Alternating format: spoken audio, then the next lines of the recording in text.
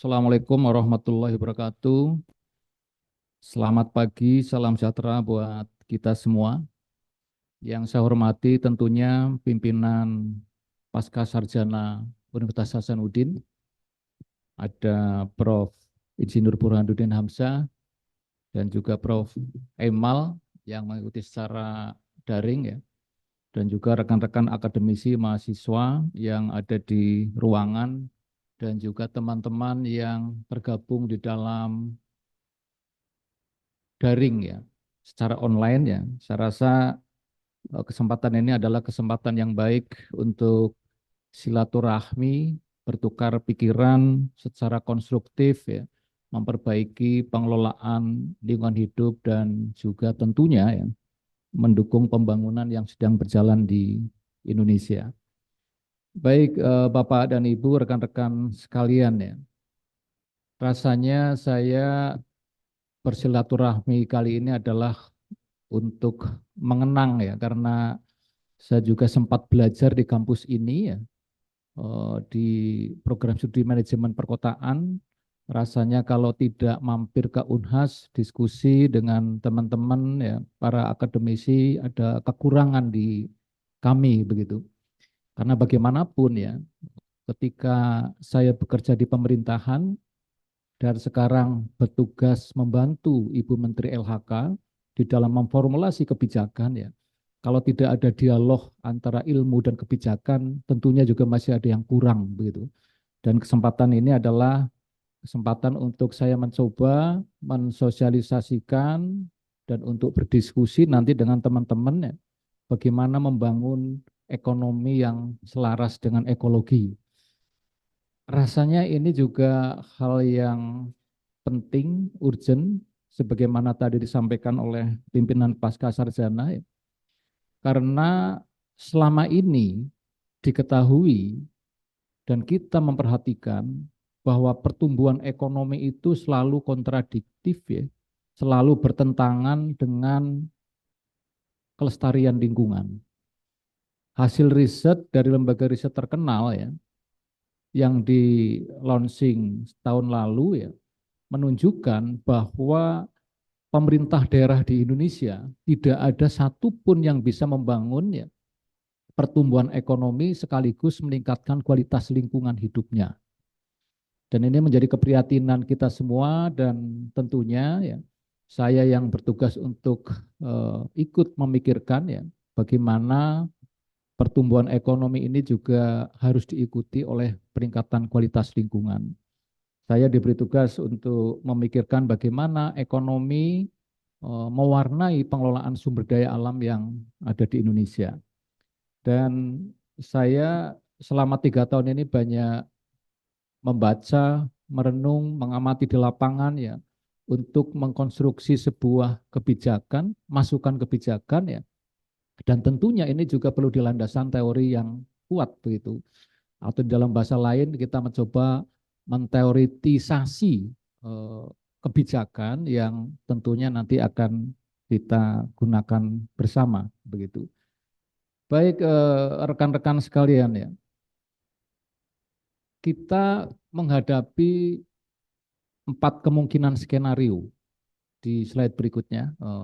Nah, ini selalu saya tampilkan ya, karena menurut saya slide ini cukup memberikan gambaran masa depan kita sebagai makhluk hidup, sebagai manusia yang diberi amanah sebagai penjaga alam. Kalau di ajaran agama Islam sebagai khalifatullah fil ard, dan ini adalah PR perjuangan yang besar. Kita akan mengarahkan kemana nih? Pengelolaan lingkungan hidup sebagai tempat tinggal kita dan juga sumber daya alam sebagai penopang perekonomian kita.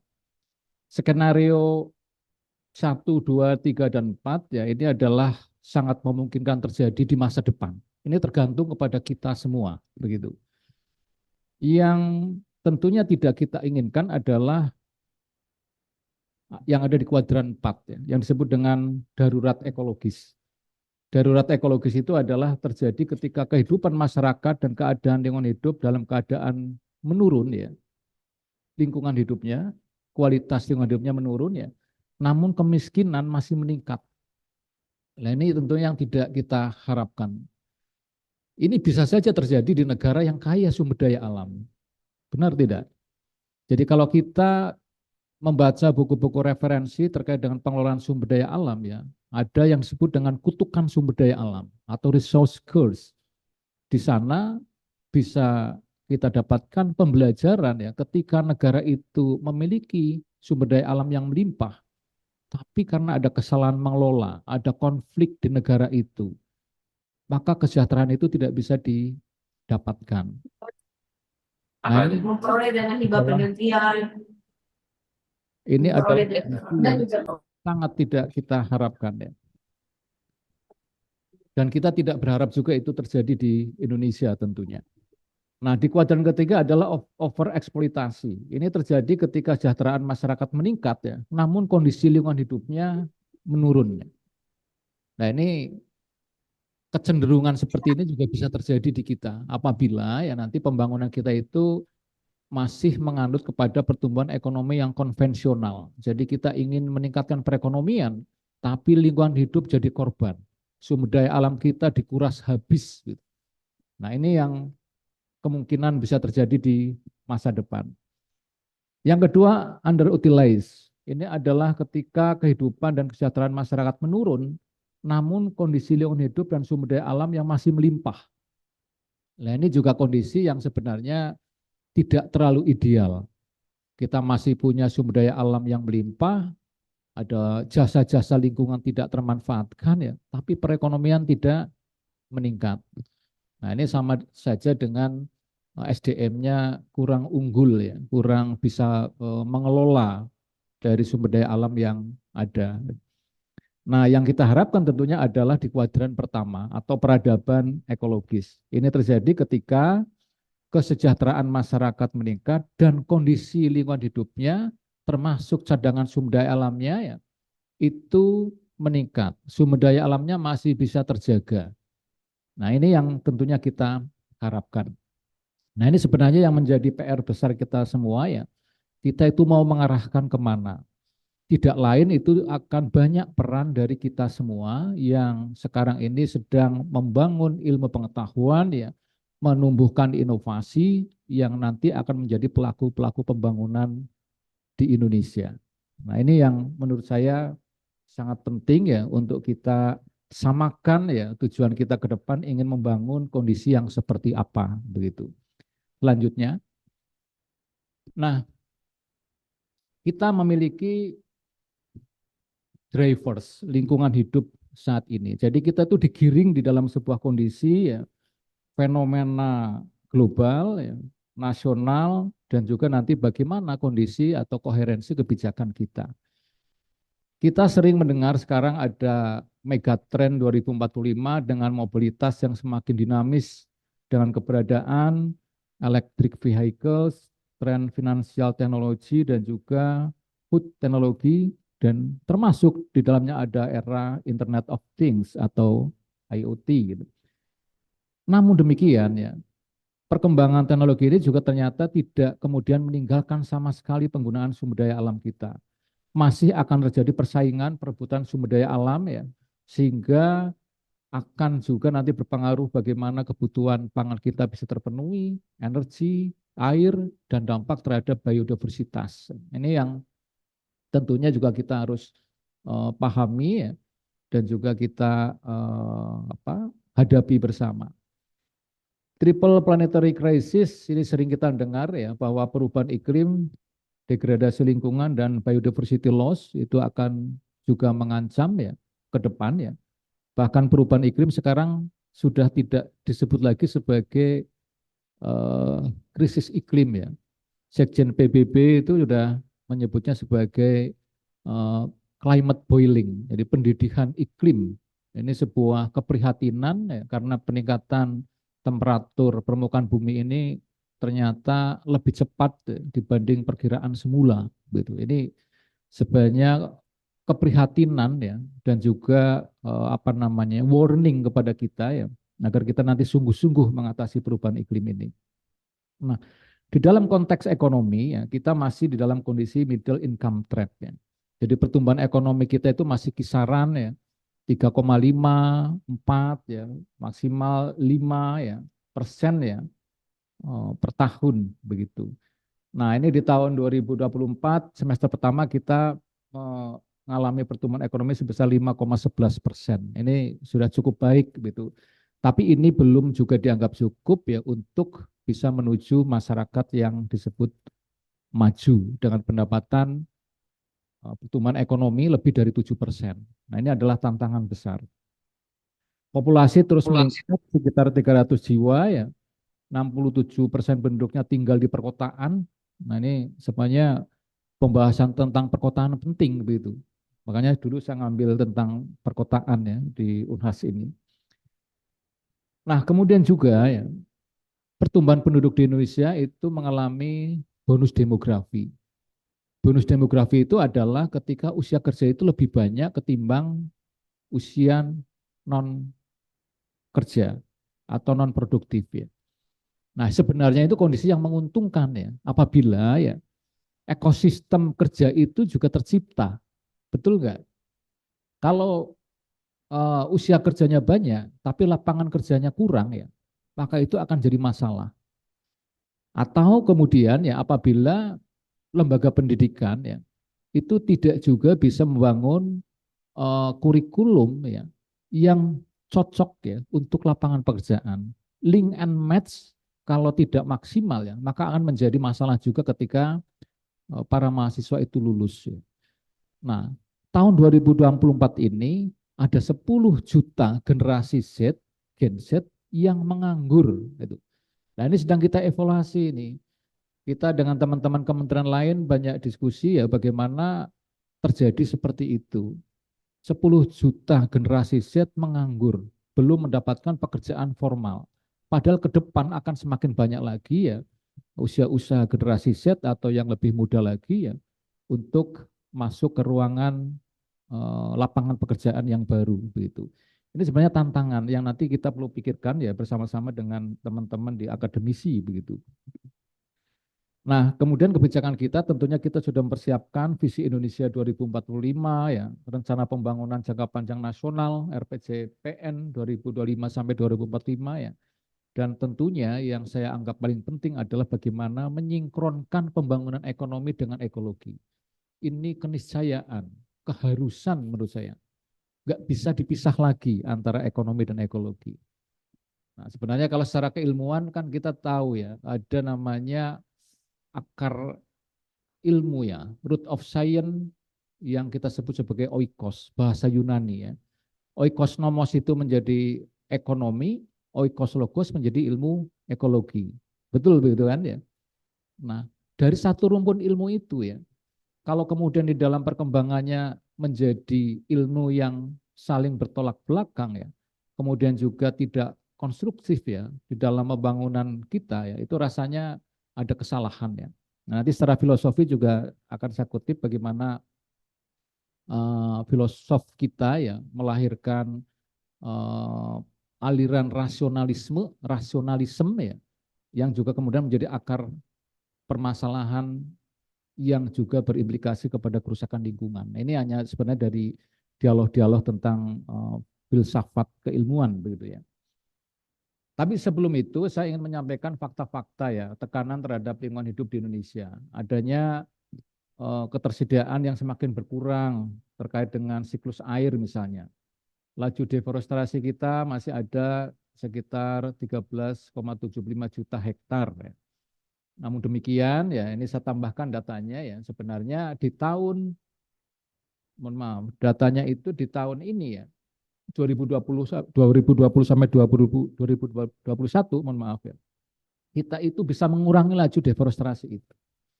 Bahkan di tahun 2021 sampai 2022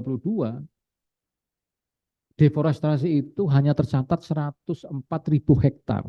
Artinya ini adalah deforestasi terkecil sepanjang sejarah. Dan ini hanya terjadi ya di tahun 2021-2022, artinya di periode Bapak Presiden Joko Widodo ya. Dan ini adalah sebuah prestasi dan juga diakui di dunia internasional bahwa Indonesia ya berhasil menekan laju deforestasi itu. Di sisi lain ada penurunan kuantitas dan kualitas keanekaragaman hayati, ada fauna yang terancam punah 224 spesies, ya, floranya sekitar 778 ya. Ini juga data dari Conservation of Biological Diversity ya. Ada juga potensi bencana hidrometeorologi, tentunya kita ambil data dari KLHK dan BNPB ya. Itu masih ada konversi tutupan lahan sampai 1,3 juta hektar. Kemudian juga itu berkembang menjadi daerah terbangun dari lahan-lahan pertanian ya. Ini juga sangat perlu diperhatikan bagaimana konversi lahan pertanian itu seharusnya ya ada kompensasi, ada pengganti agar produksi pangan kita itu tidak kemudian berkurang di masa depannya. Nah, kita juga memiliki mega proyek ya. Kita tahu ada program strategis, proyek strategis nasional ya, PSN ya. Dan juga kita tahu sekarang ada pembangunan IKN ya. Dan nanti pertumbuhan-pertumbuhan perkotaan daerah yang tentunya juga akan berkembang pesat ya. Itu tentunya ya pembangunan seperti itu ya kita dukung karena itu adalah sebagai indikator kemajuan sebuah bangsa ya. Hanya peran untuk bisa mengendalikan dari dampak lingkungan itu juga keniscayaan ya. Nah, ini yang kemudian menjadi harus kita seimbangkan antara pembangunan dan pencegahan dampak lingkungan itu. Nah, rekan-rekan sekalian ya, ke depan kita memiliki tantangan yang sangat besar juga. Bappenas sudah mulai memperhatikan bagaimana pembangunan yang lebih ramah lingkungan ke depan.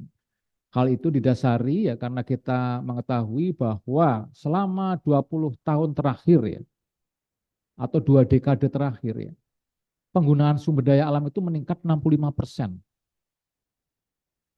Jadi bumi kita semakin banyak terkuras ya, meningkat 65% ya untuk memenuhi kebutuhan kita. Nah, ini yang kemudian juga harus kita pikirkan bagaimana menghemat, bagaimana mencari bahan substitusi ya, atau justru ya kemudian bisa memperkaya dari sumber daya alam kita. Paradigma memperkaya sumber daya alam sebenarnya sudah muncul ya, waktu itu dicetuskan oleh Prof. Emil Salim ya. Hanya di lapangan kita masih mengidentifikasi seperti apa sebenarnya ya program-program ya, kegiatan ya, atau inovasi yang bisa memperkaya sumber daya alam kita. Nanti bisa kita identifikasi ya. Nah, pertumbuhan ekonomi ya, ini juga peningkatannya masih tidak ada lompatan yang besar ya. Sekarang masih 5,04% ya, year of year ya. Artinya ini adalah sebuah pertumbuhan yang kita lihat per tahun ya.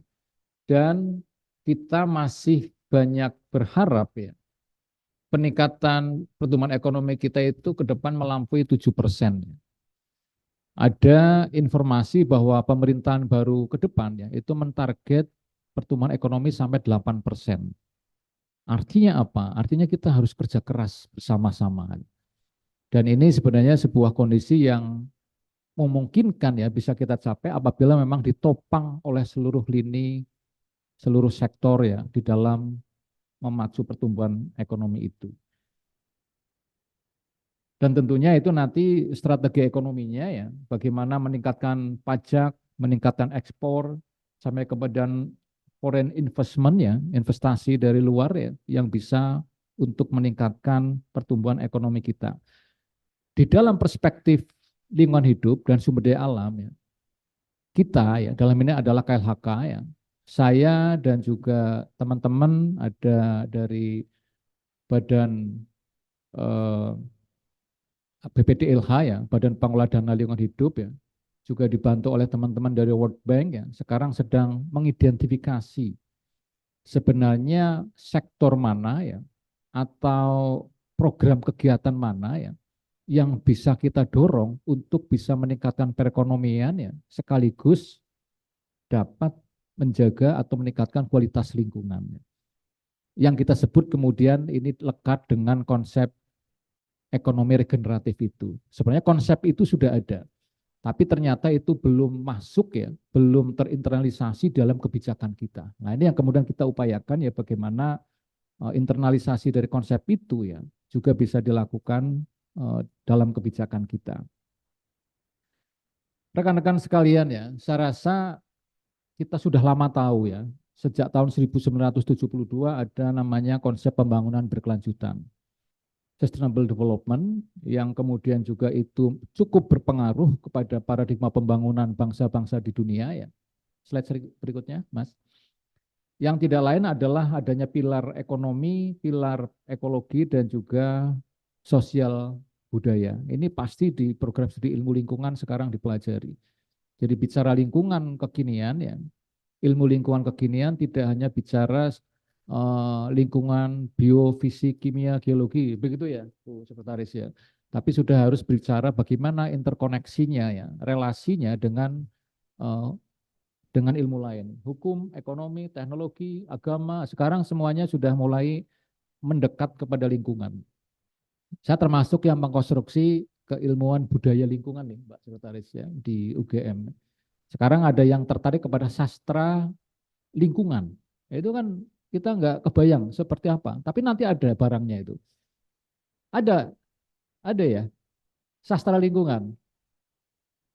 Oke. Wah, ini pengkonstruksi apa namanya ilmu baru nanti ya. Rasanya semakin menarik nih. Artinya lingkungan itu laris, Mas ya. Didekati berbagai ilmu lain kan ya. Itu paradigma yang tentunya akan mewarnai ya lingkungan hidup ke depan begitu. Nah, ternyata ya, saya kembali ya ke paradigma pembangunan berkelanjutan ya. Memang ini adalah konsep yang ideal, tapi para ilmuwan, para akademisi masih terus mengkonstruksi ya konsep yang lebih bagus. Ada kritik ya, ada konstruktif ya. Kenapa pembangunan berkelanjutan ini dianggap belum maksimal berhasil ya di dalam mengawal atau mewarnai pembangunan bangsa-bangsa di dunia.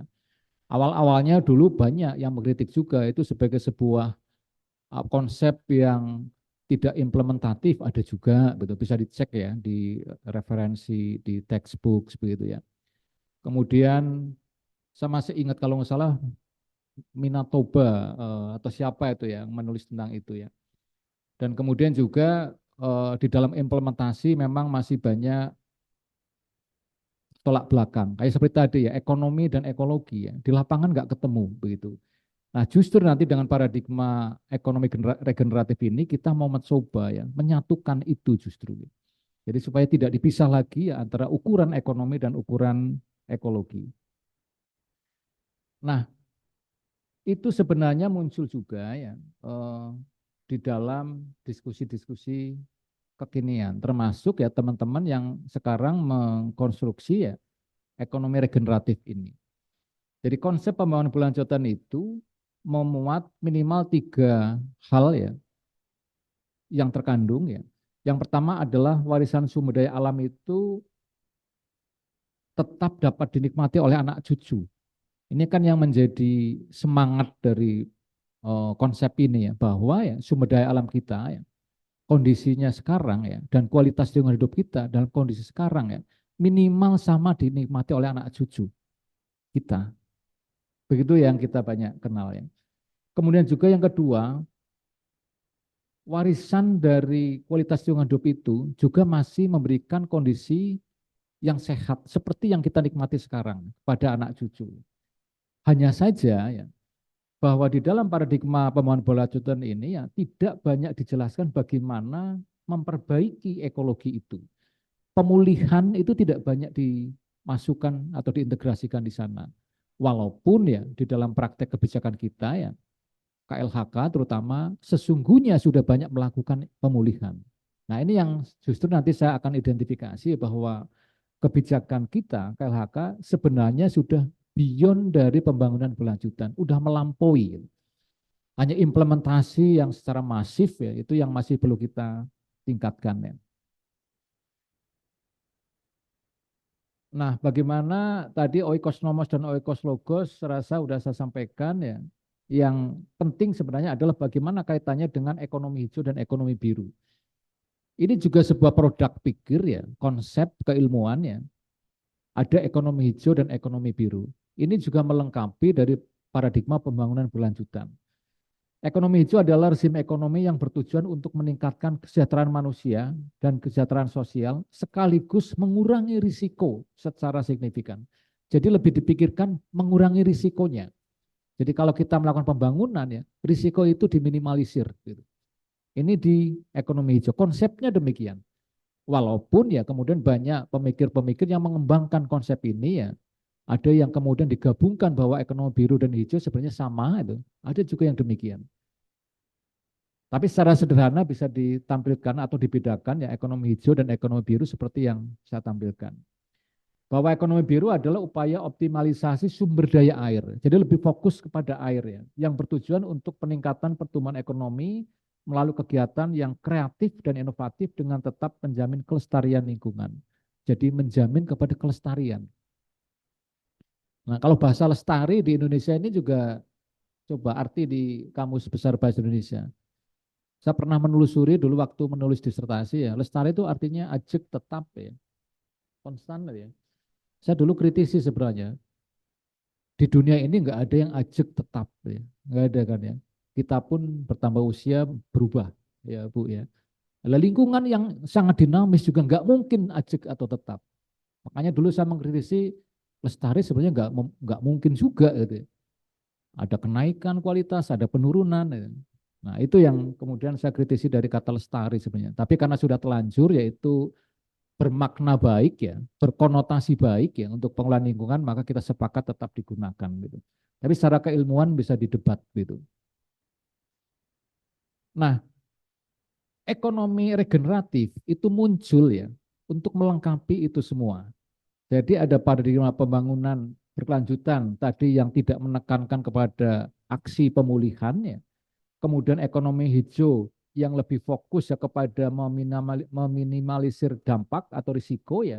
Ekonomi biru yang lebih memfokuskan kepada pendaya gunaan air. Ekonomi regeneratif ini lebih komprehensif yang juga lebih hidup begitu. Saya katakan lebih hidup karena regeneratif di dalam dunia kesehatan ini hampir sama maknanya ya. Ada degeneratif itu penuaan ya kalau asli yang orang-orang kesehatan kedokteran. Tapi regeneratif itu menghidupkan, membuat kita muda. Iya enggak Bu ya? Kurang lebih begitulah yang backgroundnya kesehatan. Nah, hanya saya ingat, saya pernah sampaikan juga bahwa ini hampir sama dengan teknologi stem cell Bapak Ibu ya. Teknologi stem cell itu kan bagaimana kita memanfaatkan sel yang ada di tubuh kita atau tubuh orang lain atau makhluk lain ya untuk meningkatkan kesehatan kita. Manfaat lain ternyata bisa menambah muda usia kita 10 tahun Bu. Dari sisi kesehatan, dari sisi fungsi sel. Nah ini jangan-jangan sudah ada yang pakai ya. Nggak apa-apa.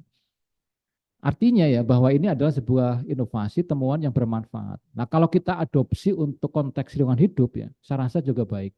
Ini analogi ya, hampir sama begitu antara ekonomi regeneratif dengan terminologi regeneratif dalam dunia kesehatan ya. Nah selanjutnya kita bicara urgensi sekarang. Saya rasa kalau bicara fakta tadi pembangunan di lapangan di daerah ya bahwa pemerintah daerah belum ada satupun yang bisa meningkatkan kualitas lingkungan sekaligus kualitas ekologinya itu udah pasti urgent itu.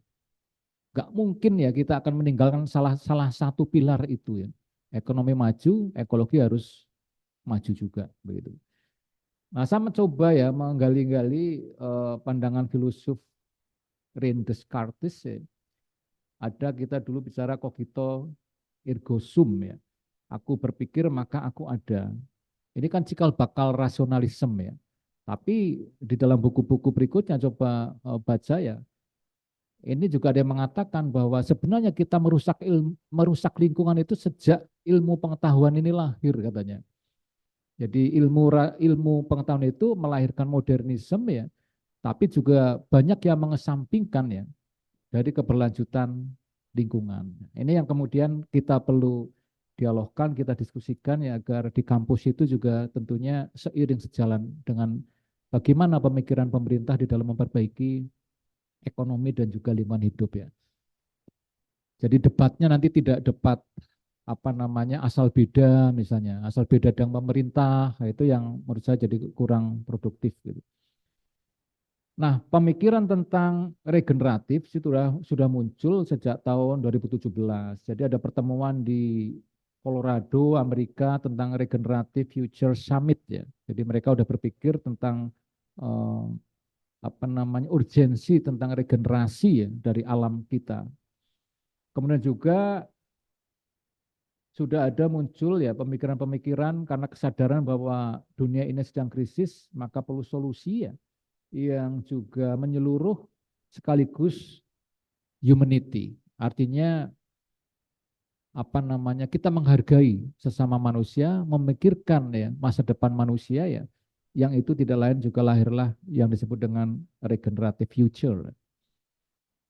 Hanya ya ada juga ahli yang kemudian menyandingkan ya atau mengaitkan antara regeneratif ini dengan kapitalisme. Padahal maksudnya sama.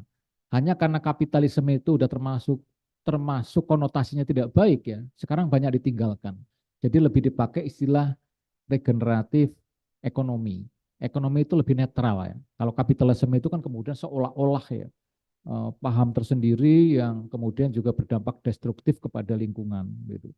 Nah ini di dalam diskusi-diskusi di dunia internasional sudah mengerucut ya tentang regenerasi ekonomi ini adalah urgen sekali begitu.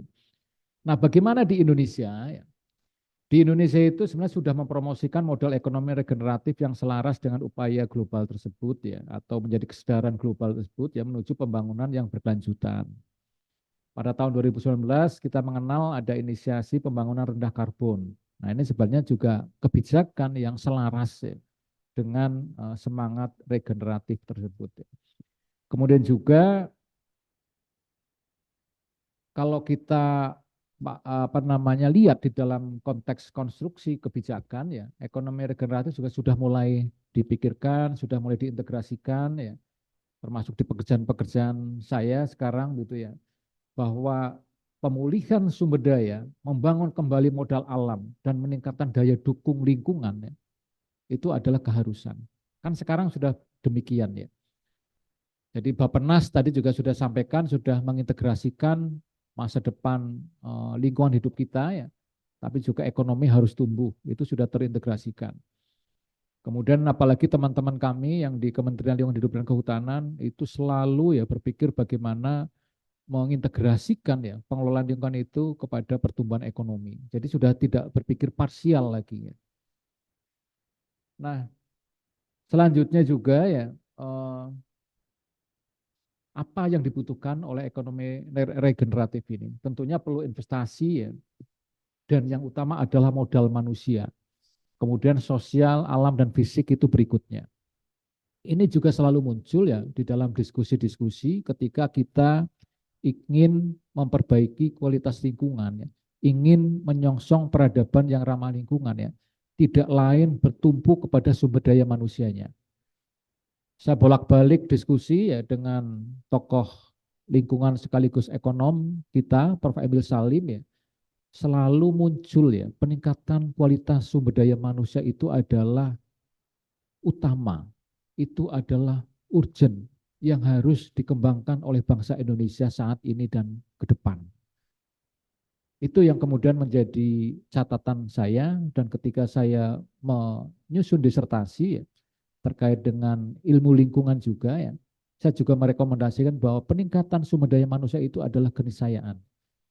Karena kembali kepada peran kita ya sebagai manusia diperankan sebagai penjaga alam oleh Sang Maha Pencipta ya sebagai khalifatullah fil ard ya. Nah, kalau kita tidak mampu ya untuk menjaga alam itu berarti yang memberi kepercayaan kepada kita kecewa dong. Kurang lebih begitu ya pemikiran sederhananya. Makanya peningkatan SDM ini adalah keharusan. Nah, selain itu kemudian model-model lain seperti sosial ya dan fisik itu juga mengikuti ya. Saya mau ngambil contoh begini. Negara Ethiopia, ini baru viral juga di medsos ya. 10-20 tahun yang lalu kan kita tahu itu negara yang miskin ya, Bu Sekretaris ya. Melihat foto-foto anak-anak kurus, kering ya, tulang kelihatan ya. Mohon maaf, ada lalat ya, di kelopak matanya ya. Tapi kalau sekarang melihat negara Ethiopia, itu sudah menjadi negara yang jauh lebih bagus. Gitu. Viral terakhir kemarin ya, bagaimana Ethiopia itu berkembang dengan pesat. Tidak lain itu adalah strategi sosial yang diterapkan oleh pimpinan di sana. Jadi ketika negara konflik ketika itu ya, nggak mungkin ya negara itu bisa menjadi negara yang sejahtera. Tapi mereka berpikir ulang bahwa konflik internal itu tidak perlu, perang itu tidak perlu. Sekarang mereka mengutamakan pembangunan ekonomi, meningkatkan kesejahteraan ya, dan tentunya nanti akan berimplikasi kepada perbaikan lingkungan hidupnya. Itu Ethiopia. Satu lagi adalah negara Rwanda. Ini juga viral ya beberapa waktu yang lalu ya. 20 tahun yang lalu negara Rwanda itu ya juga menjadi negara yang kumuh, semerawut ya. Tapi sekarang ya sudah menjadi negara maju, melampaui Indonesia. Itu tidak lain adalah dari peran pimpinan bangsa di sana. Begitu. Makanya kita banyak berharap ya, dan kita berbangga juga ya, bahwa pemimpin bangsa kita ini adalah cukup peduli terhadap sumber daya alam, kepada lingkungan hidup, dan tentunya nanti ada semangat untuk meningkatkan di masa depan. Karena pimpinan baru nanti ya, itu dua-duanya ya, Pak Prabowo maupun Mas Gibran, itu juga termasuk tokoh-tokoh yang peduli terhadap sumber daya alam dan lingkungan hidup. Di dalam kontestasi tahun 2014, coba cari jejak digitalnya. Beliau udah banyak bicara tentang kebocoran pengelolaan sumber daya alam. Saya masih ada bukunya karena waktu itu saya mengajar di Pascasarjana UNS dan saya minta para mahasiswa coba tulis tentang ketokohan beliau di dalam pengelolaan sumber daya alam. Nah, itu masih ada bukunya juga. Jadi masih ada rekam digitalnya juga. Kemudian Mas Gibran juga memunculkan ya terminologi-terminologi yang justru itu akan banyak berdekatan dengan pengelolaan lingkungan hidup di masa depan. Ada carbon capture storage ya. Kemudian ada apa satu lagi? Greenflation ya. Itu tidak lain ada kaitannya ya. Bagaimana kita meningkatkan perekonomian dan menjaga kualitas lingkungan itu. Nah, ini yang kemudian ya apa namanya optimisme yang bisa kita bangun dan kita sebagai insan akademis yang di kampus ya tentunya bagaimana mengkonstruksi ya teori, mengkonstruksi konsep yang bisa digunakan sebagai dasar kebijakan oleh pemerintah untuk diimplementasikan bagaimana begitu. Nah, kemudian bagaimana ekonomi regeneratif di Indonesia? Memang ya pada awalnya ya, bukan hanya Indonesia, negara-negara lain pun ya masih menggunakan yang disebut dengan ekonomi eksploitatif. Itu. Jadi dalam menopang pembangunan negara, menopang pertumbuhan ekonomi ya, negara Indonesia dan negara-negara lain ya banyak yang menggunakan basis sumber daya alam.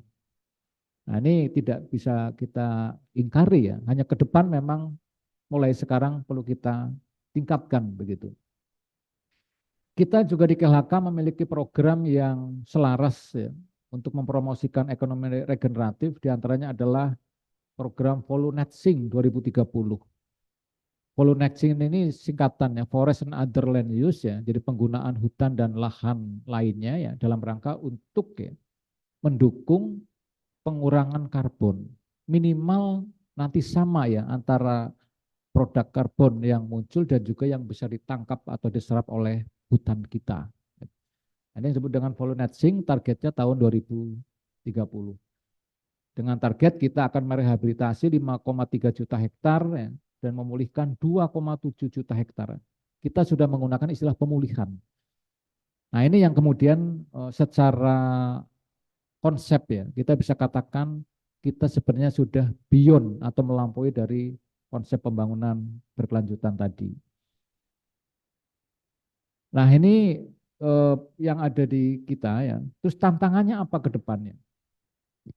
Tantangannya adalah ya, ini juga terjadi di negara-negara lain ya, bahwa penggunaan sumber daya alam yang intensif, tidak efisien ya, itu masih menjadi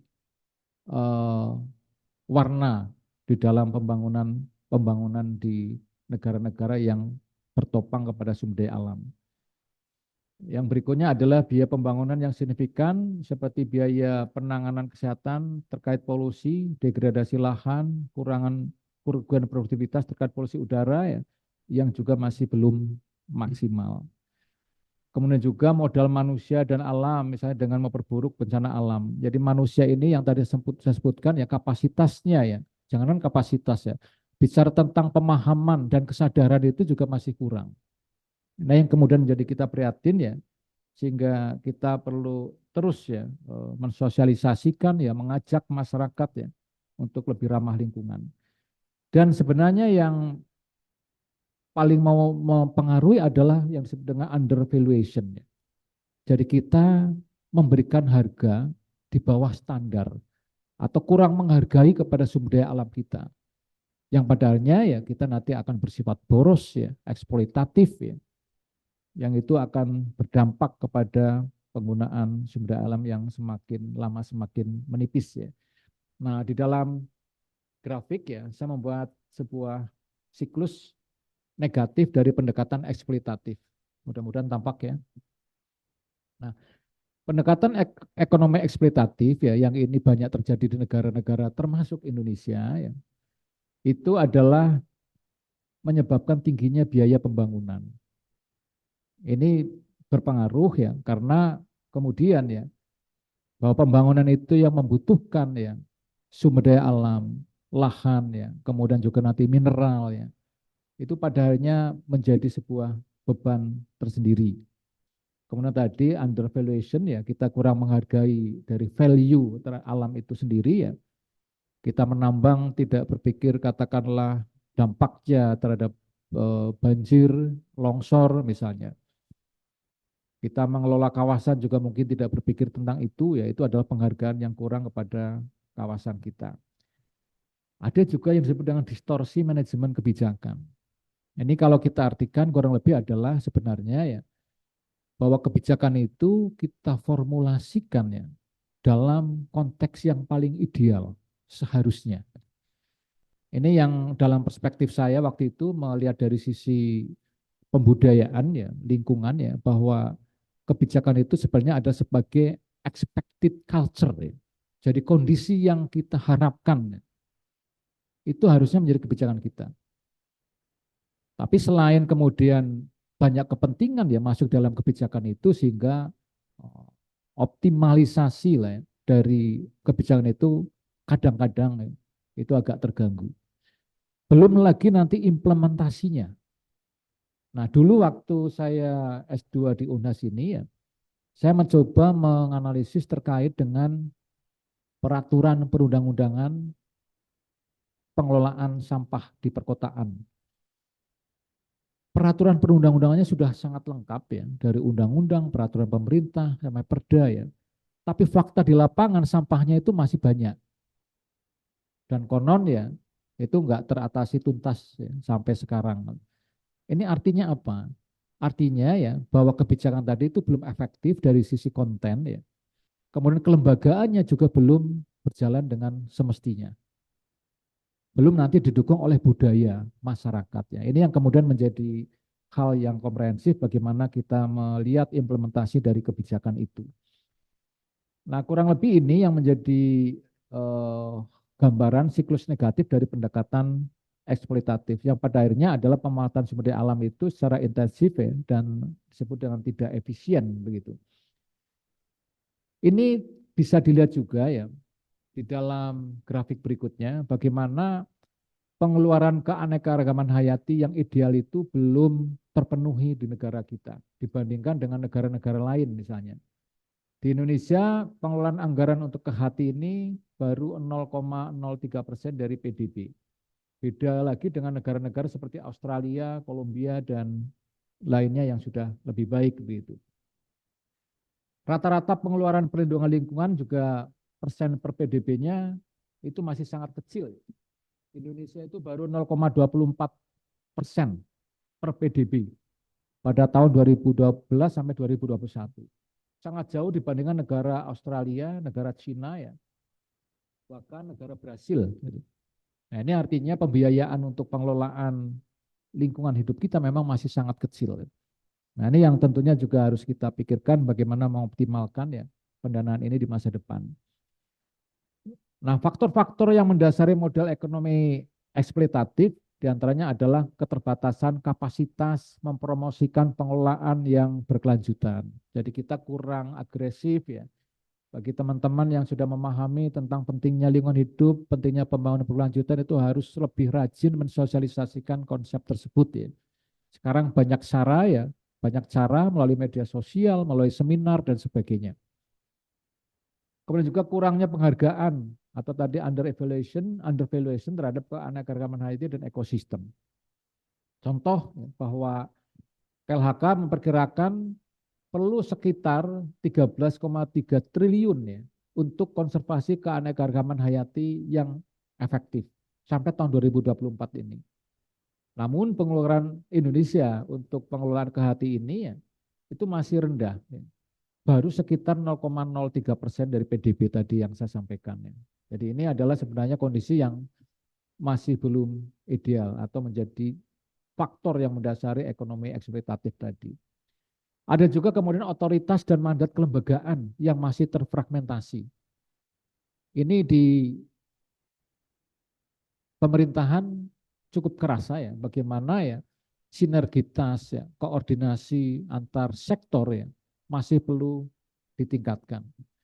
Dalam pendataan lahan, sekarang juga karena ada dua kementerian yang membidangi lahan ya, adalah KLHK ya untuk lahan-lahan kawasan hutan tentunya ya, dan kemudian Kementerian ATR BPN itu untuk lahan non kawasan.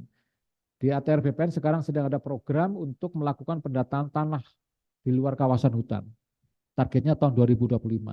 Ini tentunya juga harus seiring sejalan ya bagaimana KLHK dan juga melalui perhutanan sosial juga sedang mengarah ke sana. Kita sedang menertibkan ya bagaimana akses masyarakat kepada kawasan hutan yang nantinya secara legal ya bisa untuk dipenuhi begitu. Nah, sebaliknya yang kita harapkan adalah pendekatan regeneratif yang memiliki siklus positif ya. Bisa lanjut, Mas. Ini lebih kepada membangun manfaat bersama atau co-benefit. Ini yang sekarang sedang kita kembangkan ya, bagaimana pemerintah dan dunia usaha bersama-sama menjalankan pembangunan. Di dalam pembangunan berkelanjutan kita juga kemudian mengenal ada pentahelik ya, unsur pemerintah, akademisi, dunia usaha ya, masyarakat sipil, media, itu juga sekarang semuanya sudah mulai terlibat untuk melaksanakan pembangunan. Ini yang kemudian kita akan bangun sebuah sistem yang disebut dengan co-benefit atau manfaat bersama. Kemudian membangun atau mengembangkan rantai pasokan yang bernilai tinggi. Jadi katakanlah di dalam produksi pangan kita ya, bagaimana menyiapkan lahan yang subur ya, yang kemudian juga nanti kita kembangkan secara lebih ramah lingkungan ya, dan kemudian teknologinya teknologi tinggi yang ramah lingkungan ya, kemudian juga nanti untuk pasca panennya juga diolah dengan baik gitu. Itu rasanya ilmunya sudah ada semua ya, tinggal diintegrasikan ya untuk memperkuat tadi pasokan pangan yang ada di kita. Itu sebuah contoh begitu. Kemudian juga kebijakan kelembagaan yang kuat. Ini tantangan ya. Sekarang lagi banyak diskusi bagaimana kelembagaan yang ideal untuk pengelolaan lingkungan ya. Banyak alternatif ya, banyak pendapat ya. Namun bagi kami ya, bentuknya kelembagaan apapun ya, yang paling penting adalah komitmen dari pucuk pimpinan bangsa ini. Jadi kalau pucuk pimpinan bangsa ini punya komitmen kuat ya, pasti nanti akan terdeliver ya, akan dilaksanakan oleh kelembagaan ini dengan baik. Gitu. Jadi menurut saya yang terpenting adalah bagaimana komitmen pucuk pimpinan dan tentunya didukung oleh kita semua ya di dalam pengelolaan lingkungan hidup dan ekonomi yang lebih baik. Dan pemanfaatan sumber daya alam tentunya harus lebih efektif, lebih berkelanjutan ya. Kemudian juga investasi itu diperlukan baik dari komunitas kita secara nasional maupun internasional. Nah ini pendekatan regeneratif yang rasanya ya sedang berjalan ya dan kita harus konstruksikan secara ilmiah ya. ini menjadi warna baru di dalam pelaksanaan pembangunan sekarang dan mendatang. Ekonomi regeneratif dapat lebih berkembang ya apabila nanti ada insentif dari pemerintah dan insentif lainnya terkait misalnya pengelolaan lanskap yang berkelanjutan. Kemudian juga mengoperasionalkan kerangka investasi ke hati. Tadi ya, bahwa ke hati kita itu belum terkelola dengan baik ya, karena ternyata pendanaannya masih kurang ya, kelembagaannya belum optimal ya. Ini yang harus kita tingkatkan. Kemudian mempromosikan kolaborasi lintas sektor dalam masalah lahan, polusi ya, dan sebagainya terkait dengan isu-isu lingkungan. Bicara lingkungan hidup itu adalah lintas sektor ya. Bicara air itu juga akan mengait kepada lintas daerah. Ya. Jadi rata-rata sungai di Indonesia itu melintasi 1, 2 kabupaten bahkan provinsi. Bicara udara tidak mengenal batas administratif, gitu. Maka pendekatannya harus lintas sektor ya. Jadi nggak adil rasanya ya kalau bicara tentang banjir ya. Banjir hanya dibebankan kepada Kementerian Lingkungan Hidup dan Kehutanan. Nah ini rasanya tidak fair begitu. Karena ini adalah kerja bersama lintas sektor. Perbaikannya tentunya juga harus sama-sama lintas sektor. Kemudian mendorong investasi dan menciptakan rantai pasokan tadi saya sudah sampaikan. Dan yang terpenting adalah mengembangkan inovasi. Inovasi ini adalah sebuah tantangan ya, sebuah PR yang harus kita munculkan setiap saat. Di dalam perdebatan pengelolaan lingkungan hidup dan sumber daya alam itu ada dua kubu besar ya. Ada konservatisme ya, konservasi ya, ada eksploitasi ya. Ini sebenarnya lahir dari ilmuwan-ilmuwan terdahulu kita ya, bahwa eksploitasi itu dianggap kurang baik ya. Tapi kalau kita baca seutuhnya sebenarnya ya, di pandangan eksploitasi itu juga melahirkan ya inovasi-inovasi dan juga menciptakan bahan-bahan substitusi. Coba baca bukunya ya. Tapi karena kembali konotasi ya tentang eksploitasi ini adalah kurang baik ya. Jadi lebih aman memang kita kurangi penggunaannya. Konservasi di sisi lain itu juga dianggap terlalu saklek ya, tidak boleh melakukan apa-apa, kan begitu kan ya. Pembangunan kadang-kadang dianggap ini bertentangan dengan konsep konservasi dan sebagainya. Nah ini antara dua kubu ini ya, bisa diketengahkan juga ya, ya Pak Dar. Diketengahkan juga adalah sebenarnya yang disebut dengan inovasi di dalam pengelolaan sumber daya alam. Jadi inovasi-inovasi adalah memberi jalan tengah terhadap perdebatan tadi antara eksploitasi dan konservasi begitu. Nah, kalau kita baca-baca referensi termasuk dokumen-dokumen resmi dari pemerintah ya, dari Bappenas terutama ya. Ekonomi regeneratif ini juga sering dirangkaikan ya dengan sirkular. Jadi ada ekonomi regeneratif, ada ekonomi sirkular. Kalau ekonomi sirkular ini sekarang sudah memiliki dokumen resmi dari Bappenas ya. Jadi ada yang disebut dengan Peta Jalan Rencana Aksi Nasional Ekonomi Sirkular Indonesia 2025 sampai 2045.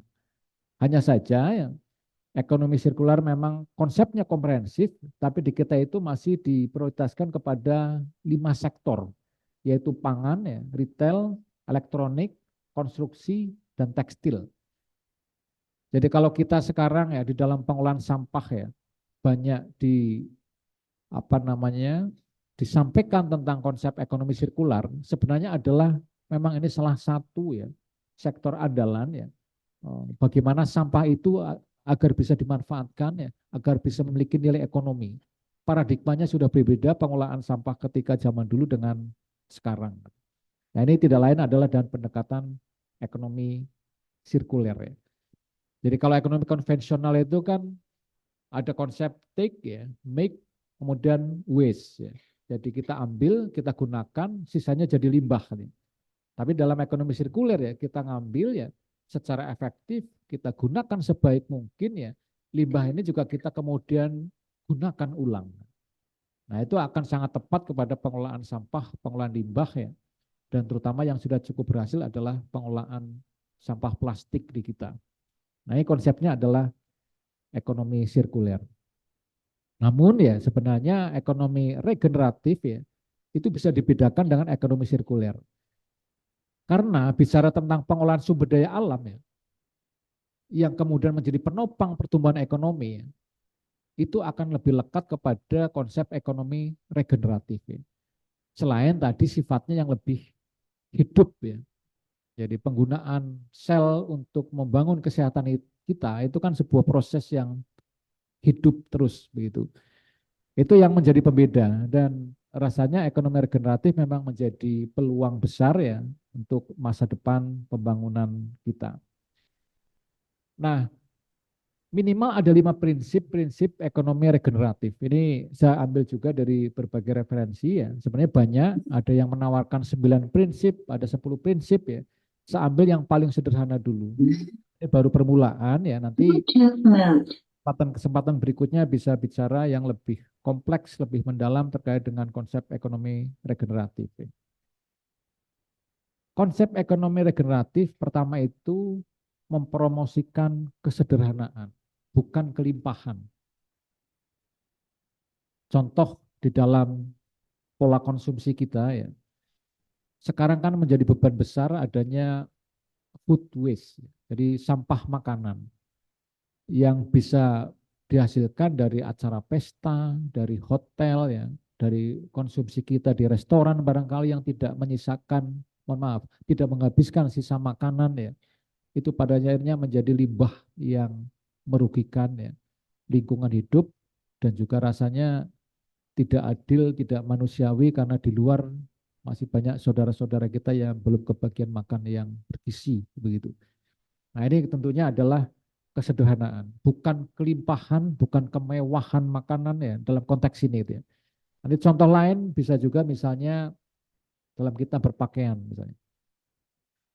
Nah, ada pengamatan ya. Sebenarnya teori ekonomi, Pareto tahu ya, 20-80 kalau nggak salah ya. Jadi sebenarnya yang paling lekat, paling berfungsi, paling urgent itu hanya 20% dari sumber daya yang kita miliki. 80%-nya itu kurang. Jadi contoh sederhana, kalau kita punya 100 baju, 100 ya Bu ya, atau 10 lah ya, itu yang paling sering digunakan umumnya 2 dari 10 itu. Hijab, mungkin begitu juga. Nah, ini sebenarnya Pareto ya, model Pareto. Tapi kalau kita pikir-pikir benar juga itu ya. Kita punya 50 baju, yang dipakai ya paling 1/8-nya. Nah itu, jadi ini sebenarnya kesederhanaan yang kita bisa tapis dengan model Pareto itu untuk lebih menyederhanakan, lebih ramah lingkungan. Gitu. Nah, yang berikutnya ekonomi regeneratif dapat berjalan tanpa mengekstraksi material baru. Ini juga sebuah tantangan ya.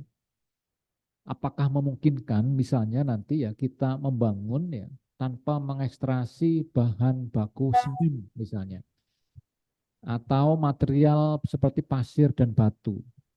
Nah, ini kan tantangan lagi ya. Mungkin dalam konteks sekarang adalah substitusi. Jadi kalau kita melihat pembakaran sampah menggunakan insinerator di negara-negara maju ya, abunya ya itu bisa dimanfaatkan sebagai campuran atau alas jalan sebelum diaspal. Itu udah banyak dipraktekkan di negara Belanda sejak 20-30 tahun yang lalu gitu ya. Nah, ini kan sebenarnya substitusi. Jadi tidak semua material nanti dari pasir, dari batu begitu, dari semen. Nah, ini yang kemudian pemikiran bagaimana kita tidak perlu mengekstrasi material baru. Seandainya ada inovasi baru ya yang bisa menggantikan sumber daya alam itu secara utuh ya, kita mending gunakan bahan baru itu. Jadi sumber daya alam kita jangan dipakai. Nah, ini kan pemikiran-pemikiran ya, bagaimana agar sumber daya alam kita ya minimal bisa kita jaga. Karena pemikirannya nanti di dalam konsep ekonomi regeneratif kita akan memperkaya nih. Sumber daya alam itu kita akan tambah ya. Terutama kebermanfaatannya. Nah, ini yang kemudian yang perlu kita kembangkan ke depan. Prinsip yang ketiga adalah ekonomi lokal yang mendorong interaksi antar pelaku. Nah, ini bisa kita identifikasi di lapangan nih dengan prinsip ini. UMKM kita sekarang banyak tumbuh ya, subur, dan itu ternyata menjadi penopang perekonomian bangsa kita dengan baik. Ketika ada pandemi ya, karena ada UMKM ini, sektor ini ya, maka lapangan pekerjaan juga banyak terbantu, banyak yang tertolong ya. Hotel-hotel yang kurang pengunjung ya, kru dari pesawat yang penerbangannya berkurang ya, sehingga mereka mengalihkan pekerjaannya secara sementara ya dengan aktif di dalam UMKM ini. Dan ini terbukti ya bahwa UMKM kita itu banyak menopang perekonomian kita. Itu tidak lain dari sistem ekonomi lokal. Belum nanti ada lembaga-lembaga seperti koperasi dan sebagainya. Begitu. Sekarang banyak kemudian kelompok-kelompok masyarakat yang membuat usaha bersama basis alam. Ada konsep ekowisata misalnya. Itu juga sangat membantu untuk perekonomian nasional ya berbasis tadi ekonomi lokal. Prinsip yang keempat adalah mengarah pada kerjasama, bukan kompetisi. Nah ini juga normatif ya, tapi di lapangan bisa kita lakukan. Jadi selama ini pemerintah dan dunia usaha apabila bekerja sama, maka akan menghasilkan sebuah kondisi pertumbuhan ekonomi yang cukup baik.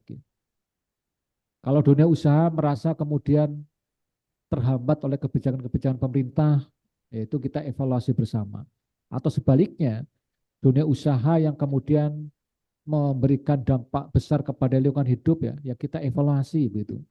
Justru sinergi dari dua pelaku pembangunan ini ya, satu sebagai regulator pemerintah ya, satunya sebagai aktor pembangunan ya, itu akan menjadi optimal apabila dikembangkan konsep kerjasama. Apalagi nanti pentahelik itu ya juga bisa sama-sama membangun kondisi yang lebih kondusif dan konstruktif begitu. Kemudian prinsip kelima adalah mengembangkan kehidupan dan evolusi, bukan menghancurkannya, mengembangkan kehidupannya. Jadi kalau bicara tadi biodiversity ya, maka kita justru perlu memperbanyak.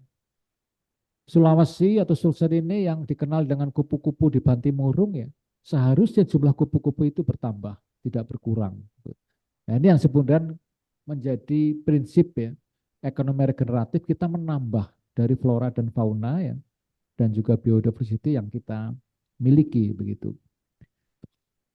Dan saya setelah mengidentifikasi ya dari konsep ekonomi regeneratif ini kepada dalam program-program yang sudah berjalan ya, yang slide terakhir Mas, di Kementerian Lingkungan Hidup dan Kehutanan, sebenarnya ada program-program yang punya potensi besar untuk bisa menjadi tulang punggung ya ekonomi regeneratif ini. Pertama adalah bioprospeksi. Jadi teman-teman di KSDAE ya pasti sudah tahu ya bahwa bioprospeksi itu adalah sebuah diawali dari penelitian mengamati flora dan fauna atau sumber daya alam yang ada ya. Kemudian dicari kebermanfaatannya, ternyata banyak hal ya yang didapatkan di sana. Kalau secara sederhana kita mengenal jamu ya. Jamu itu kan dari tanaman tertentu ya, akar tertentu ya. Kita proses punya manfaat terhadap kesehatan. Hanya saja di dalam bioprospeksi ini ya kita ada tahapan yang tidak hanya mengambil dari alam, tapi kita juga membudidayakan ya dari tanaman-tanaman atau misalnya mineral yang ada itu tidak boleh kita ambil secara serampangan begitu. Contoh ya, yang sudah saya banyak kunjungi adalah di Gunung Merapi, TNGM, Taman Nasional Gunung Merapi, Yogyakarta. Itu ada rekan kita di sana ya, yang sudah selesai doktornya juga ya, itu meneliti dari tanaman-tanaman tertentu yang kemudian manfaatnya ya, bukan hanya untuk kesehatan, untuk pertanian, untuk kecantikan juga ada. Ini yang menarik adalah bagaimana ada mineral abu atau pasir ya, letusan Gunung Merapi yang mengandung zat tertentu ya, ketika diproses itu membuat ibu-ibu glowing deh. Jadi itu digunakan ya, diteliti, itu bisa untuk memperhalus dan mempercerah kulit kita. Itu kan sebenarnya manfaat ya dari material alam yang selama ini tidak diketahui gitu, dan banyak terbuang gitu, atau tidak termanfaatkan. Ini kan contoh sebenarnya. Nah, dari sisi itu sebenarnya kita bisa identifikasi bahwa bioprospeksi ini adalah sebuah konsep program yang bisa menopang untuk membangun regenerasi ekonomi itu. Ekonominya meningkat ya, lingkungannya itu kita tetap jaga. Nah, ini yang menurut saya bisa kita kembangkan lebih banyak ke depan. Yang kedua adalah ekowisata. Saya juga sudah mengunjungi objek-objek wisata hampir di seluruh tempat di Indonesia, begitu. Konsep ekowisata itu adalah membangun wisata berbasis alam. Pemandangan yang indah ya, kontur lahan yang apa namanya? Berbukit-bukit begitu. Itu kan menjadi objek wisata, atau sungai yang mengalir jernih ya dan deras gitu. Ini adalah potensi-potensi ekowisata. Artinya apa? Itu akan semakin menarik kalau semakin indah kondisinya. Kan begitu ya. Kalau kualitas alamnya menurun ya, katakanlah airnya menjadi kering di sungai itu, kan nggak laku lagi menjadi objek wisata. Atau airnya menjadi keruh ya. Atau tadinya sebuah hamparan hutan yang sejuk ya, kemudian menjadi panas ya, naik temperatur atau suhunya, kan juga nggak menarik lagi. Nah ini sebenarnya kalau kita setel ya, bersama-sama bahwa kualitas lingkungan itu harus kita tingkatkan, sehingga nanti ada manfaat dari pertumbuhan ekonomi masyarakat karena kunjungan wisata yang berdatangan ya, atau repeater ya, berulang datang ya, itu yang kemudian kita harapkan. Hanya tantangannya adalah sekarang ya, bahwa ekowisata kita punya masalah yang saya sebut sebagai ekowisata yang belum ramah lingkungan. Jadi orang-orang seolah-olah mengatakan ekowisata itu kan sebenarnya udah konsep wisata yang ramah lingkungan. Nah, kalau saya mengartikannya tidak. Itu lebih kepada wisata berbasis alam ya. Tapi ternyata belum mengintegrasikan ya peningkatan kualitas lingkungan. Contoh sederhana apa? Di objek-objek wisata selalu muncul sampah yang tidak terkelola dengan baik. Ini jadi masalah ya. Nah, baru minggu lalu saya diskusi dengan teman-teman dari Kementerian Pariwisata dan Ekonomi Kreatif ya. Saya juga tekankan demikian. Jadi keberlanjutan pariwisata, sustainable tourism development ya, itu tidak hanya dilihat dari usia wisata itu yang jalan terus, pengunjung yang kemudian meningkat terus, tidak hanya itu. Karena bicara pengunjung pun sekarang hampir semua objek wisata macet di hari libur. Waduh ya. Ini akhirnya ada over capacity. Jadi artinya harus diatur nih bagaimana rute, ritme ya dari pengunjung. Nah ini tantangan lagi bagi pengelolaan wisata kita. Nah ini yang kemudian yang perlu kita tingkatkan, bagaimana ekowisata ini bisa menjadi penopang ekonomi regeneratif ya, dengan cara-cara memperbaiki dari sisi kualitas lingkungan hidupnya. Saya sekarang lagi banyak menyorot tentang olahraga apa itu yang di pegunungan, off-road ya. Nah, teman-teman yang suka olahraga off-road, mohon maaf ya, saya terus terang belum pernah mencoba karena begitu melihat memang katanya memacu adrenalin anak muda ini kan ya. Tapi saya lihat ya dampaknya itu ya, jalan off-road itu ya, yang tadinya itu sejajar dengan jalan sebelahnya ini terjadi di Bandung Utara ya, itu bisa turun 1 meter, 2 meter karena terkikis. Ya. Material tanahnya terbawa air hujan ke bawah. Yang menjadi korban kan daerah di bawahnya kan ya.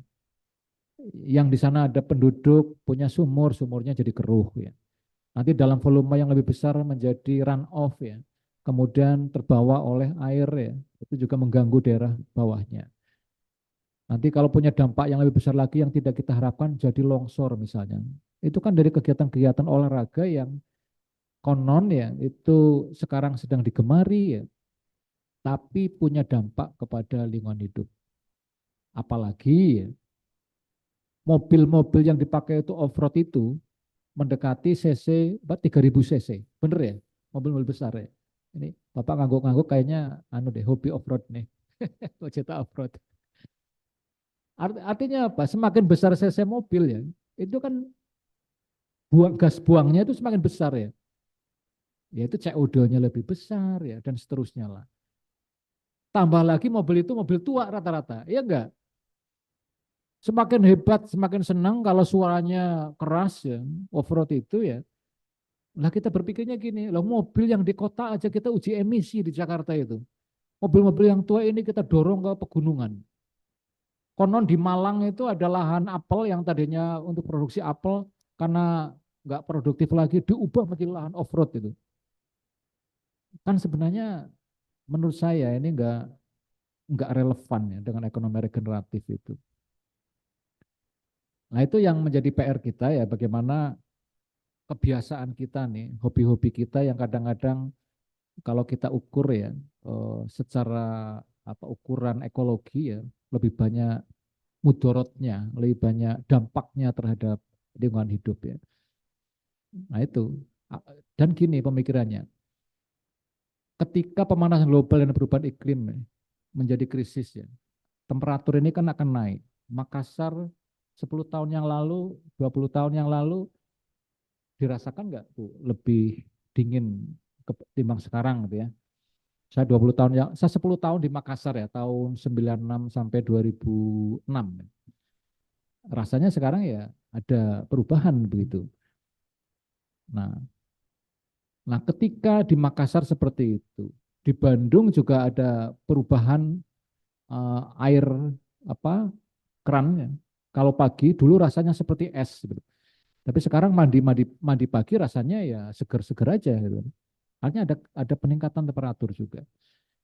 Yang masih bisa terjaga nanti ke depan adalah daerah-daerah yang punya bukit, punya gunung. Sekarang di weekend di Jakarta, Bogor ya, semua pada piknik ke puncak-puncak gunung, termasuk ke puncak tempat wisata puncak itu. Gitu. Nah kalau daerah-daerah gunung seperti itu ya, sudah tidak sejuk lagi ya, tidak nyaman lagi ya, kita mau wisata kemana? Gitu. Mencari udara segar yang kemana? Gitu. Nah ini kan masalah nantinya kan. Jadi saya sekarang banyak membela gunung-gunung nih, Bu Sekretaris ya, supaya tidak banyak dirusak ya, oleh aktivitas kita, terutama aktivitas wisata begitu. Nah ini ekowisata yang perlu kita tingkatkan agar bisa menjadi tulang punggung ekonomi regeneratif. Nah terkait dengan industri, dunia usaha, KLHK sebenarnya sudah mengembangkan program peringkat kinerja perusahaan atau proper ya. Ini dampaknya baik ya, karena proper itu ternyata bisa mengefisienkan ya penggunaan sumber daya, listrik ya, termasuk pengolahan limbah yang lebih baik. Jadi ada keuntungan lain dari usaha penghematan itu. Nah ini kan secara bisnis tentunya menjadi menguntungkan gitu. Bahkan sudah ada hitung-hitungannya kita bisa setelah menerapkan proper ini ya bisa menghemat biaya industri itu ya sampai miliar triliunan. Nah, belum nanti bagaimana kontribusinya terhadap pengurangan lepasan karbon. Nah ini yang kemudian menjadi hal yang juga kita bisa kembangkan ya proper ini menjadi tulang punggung ekonomi regeneratif.